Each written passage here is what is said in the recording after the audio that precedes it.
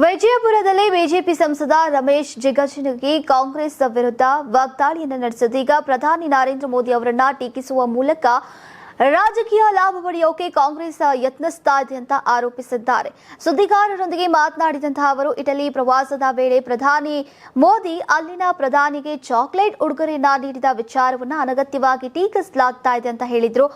ನೀವು ಸಣ್ಣ ಆಗ್ಬೇಕಲ್ವಾ, ಅದು ಒಂದು ಉತ್ತಮ ಆಹಾರದಿಂದ ಸಣ್ಣ ಆಗ್ಬೇಕಲ್ವಾ. ಪ್ರತಿದಿನ ನಮ್ಮ ಜೀನಿ ಸ್ಲಿಮ್ ನ ಯೂಸ್ ಮಾಡಿ ಯಾವುದೇ ಸೈಡ್ ಎಫೆಕ್ಟ್ ಇಲ್ದಂಗೆ ನೀವು ಸಣ್ಣ ಆಗ್ತೀರಾ. ಒಂದು ದೇಶಕ್ಕೆ ಭೇಟಿ ನೀಡಿದಾಗ ಸ್ನೇಹ ಸೌಹಾರ್ದದ ಸಂಕೇತವಾಗಿ ಉಡುಗೊರೆ ನೀಡೋದು ಸಾಮಾನ್ಯ.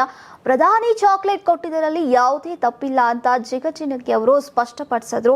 ಇನ್ನು ಸಂಸತ್ತಿಗೆ ಟಿ ಶರ್ಟ್ ಧರಿಸಿ ಬರುವಂತಹ ಕಾಂಗ್ರೆಸ್ ಸದಸ್ಯರ ಬಗ್ಗೆ ಮಾತನಾಡುವವರು ಮೋದಿ ಅವರ ಬಗ್ಗೆ ಮಾತ್ರ ಪ್ರಶ್ನೆ ಮಾಡ್ತಾ ಇದ್ದಾರೆ ಅಂತ ಆರೋಪಿಸಿದ್ದಾರೆ.